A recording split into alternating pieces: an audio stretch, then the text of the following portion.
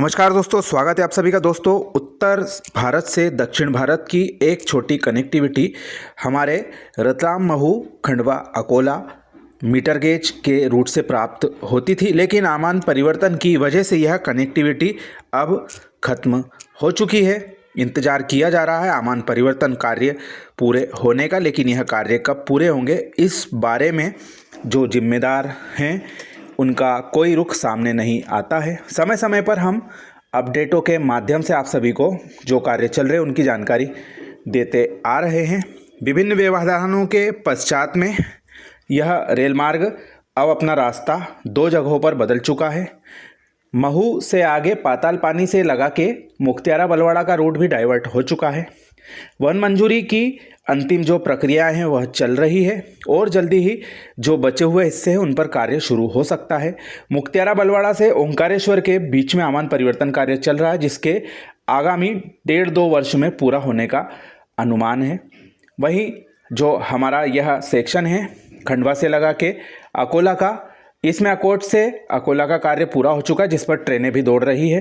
खंडवा से आमला खुर्द के बीच में कार्य पूरा हो चुका है, लेकिन ट्रेनों के लिए इंतज़ार किया जा रहा है। वहीं जो आगे का सेक्शन है हमारा आमला खुर्द से लगा के अकोट के बीच में जो आमान परिवर्तन कार्य है उसकी शुरुआत हो चुकी है।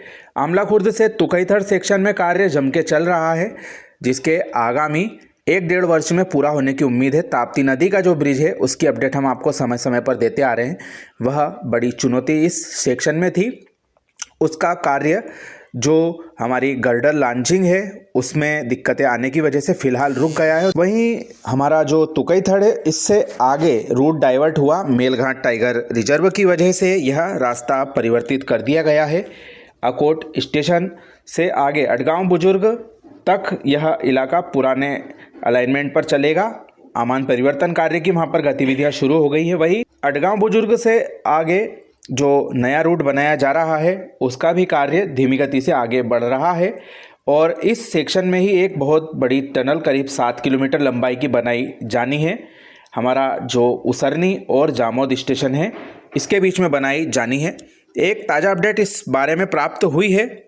जलगांव, जामोद और संग्रामपुर तालुका के 13 गांवों में जमीन अधिग्रहण का कार्य पूरा कर लिया गया है। लगभग 186.271 हेक्टेयर जमीन अधिग्रहित की गई है। यह एक बहुत बड़ी खबर इस बारे में नज़र आ रही है। लगभग आधी सदी से भी ज़्यादा समय से अकोला खंडवा ब्रॉडगेज लाइन जो कागजों पर रुकी हुई थी, आखिरकार बुल्ढाना जिले के आदिवासी इलाकों के विकास की किस्मत की रेखा बनने की राह पर बढ़ चुकी है। पर्यावरण की रुकावटों, कानूनी उलझनों और केंद्र और राज्य सरकारों के बीच तालमेल की परीक्षा को पार करते हुए यह बड़ा प्रोजेक्ट अब असल में बनने की कगार पर है। संग्रामपुर और जलगांव, जामोद के आदिवासी बहुल इलाकों में जमीन अधिग्रहण की प्रक्रिया पूरी हो चुकी है। रेलवे के अगले फेज को रफ्तार मिलने का रास्ता साफ हो चुका है। मूल प्रस्तावित railway route Melghat tiger reserve के कोर एरिया से होकर गुजरता था, जिस पर बायोडाइवर्सिटी और वाइल्ड लाइफ कंजर्वेशन के नज़रिए से कड़ी आपत्ति जताई गई थी। सुप्रीम कोर्ट की सेंट्रल एम्पावर्ड कमेटी और wild life institute of India की सिफारिशों के बाद दूसरे रूटों की गहरी स्टडी की गई। इसके अनुसार अडगांव से हिवरखेड़, सोनाला, जामोद, उसरनी तक का रूट खिरकी के रास्ते तुकईथड़ में पुरानी लाइन को जोड़ने वाली एक डाइवर्जन लाइन की अब निर्माण की रूपरेखा अंतिम दौर में चल रही है और कुछ इलाकों में कार्य भी शुरू हो गया है। पुराने समय में जो मीटर गेज रूट था हमारा मेलघाट रूट से होकर जाने वाला, वह 174 किलोमीटर का था और वर्तमान नई लाइन जो बनाई जा रही है वह 203 किलोमीटर के आसपास, यानी कि 29 किलोमीटर उसमें अंतर आ रहा है। करीब 190 करोड़ रुपए की लागत से 186.271 हेक्टेयर जमीन का अधिग्रहण किया गया है। एक बहुत ही अच्छी खबर इस आमान परिवर्तन कार्य के बारे में हम देख रहे हैं। रेलवे ब्रॉडगेज कन्वर्जन के लिए जमीन अधिग्रहण की प्रक्रिया 25 अप्रैल 2023 से शुरू हुई थी। जलगांव, जामोद तालुका में 5 और संग्रामपुर तालुका में 8 गांवों में कुल 186.271 हेक्टेयर जमीन अधिग्रहित की गई। 30 अगस्त 2024 तक यह प्रक्रिया जो नापातोली की थी वो पूरी कर ली गई थी। लगभग 355 किसानों को यह जो 189 करोड़ 11,53,720 रुपये का भुगतान किया गया है। वहीं डिस्ट्रिक्ट कलेक्टर लेवल पर आर्बिट्रेशन प्रक्रिया मध्यस्थता के द्वारा केवल 9 महीने में ही 314 अपीलों का निपटारा किया गया है, जिसमें कि जिला कलेक्टर डॉक्टर किरण नाइक जी और सब डिविजनल ऑफिसर शैलेश काले जी की भूमिका सराहनीय रही है। रेलवे एक्सपर्ट कहते हैं कि यह रूट सिर्फ अकोला खंडवा तक ही सीमित नहीं है, यह नॉर्थ और साउथ इंडिया को जोड़ने वाला एक स्ट्रेटेजिक लिंक है। South central, central north railway और western railway, north western railway के इलाकों की चेन मजबूत होने से इस रूट से आने वाले समय में जब बन जाएगा, माल ढुलाई, पैसेंजर सर्विस और इंडस्ट्रियल लॉजिस्टिक आसान हो जाएंगे। ग्वालियर समेत नॉर्थ इंडिया के मराठी बोलने वालों को शेगांव तक सीधी यात्रा का फायदा मिलेगा। वहीं दक्षिण से कनेक्टिविटी भी बढ़ेगी।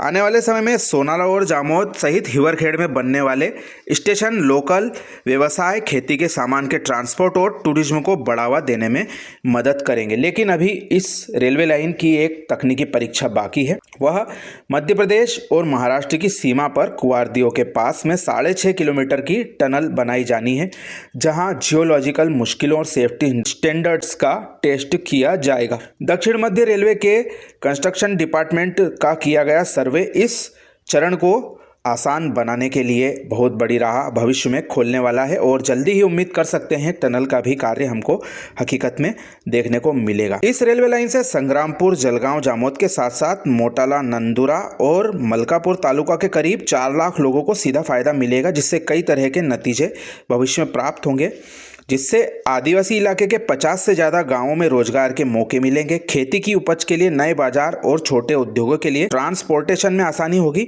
वहीं मेलघाट के बफर जोन गांवों को विकास की मुख्य धारा में लाने की क्षमता है। तो निश्चित तौर पर जो यह डाइवर्जन प्लान है, बहुत दूरगामी सोच के साथ में धरातल पर अब उतर रहा है। और जैसा कि हमने इसके फायदे गिनाए हैं, निश्चित तौर पर यह रूट बनने के बाद में प्रमुख क्षेत्रों की आपसी दूरी को तो कम करेगा ही, साथ ही विभिन्न रेल विहीन क्षेत्रों में रोजगार के, उद्योगों के लिए अवसर भी खोलेगा। लंबे समय से परियोजना के विभिन्न अड़ंगों के पश्चात में अब यह जो खबर आई है बहुत ही उत्साहवर्धक है। निश्चित तौर पर हम कह सकते हैं कि आने वाले समय में इस परियोजना का जो बड़ा हिस्सा है नए इलाकों से होकर गुजरेगा, जिससे कि नए क्षेत्रों को आपस में जुड़ने के लिए रेल मार्ग और सस्ता लोक साधन उपलब्ध होगा। आगामी बजट से हम उम्मीद कर सकते हैं पिछले बार की तरह इस हिस्से के लिए भी बम्पर बजट आवंटन होगा, क्योंकि लगभग सारे इलाके में यह कार्य शुरू हो जाएगा। पिछले वर्ष इस परियोजना को लगभग 1100 करोड़ रुपए का आवंटन हुआ था, जिसमें 750 करोड़ के आसपास हमारी इस परियोजना के अकोला खंडवा हिस्से को प्राप्त हुए थे। वहीं जो हमारा सनावद से महू अमान परिवर्तन चल रहा है, उसके लिए लगभग 400 करोड़ रुपए के आसपास आवंटन हुआ था। इस वर्ष की उम्मीदें हैं कि बड़े बड़े कार्य दोनों सेक्शनों में होना है।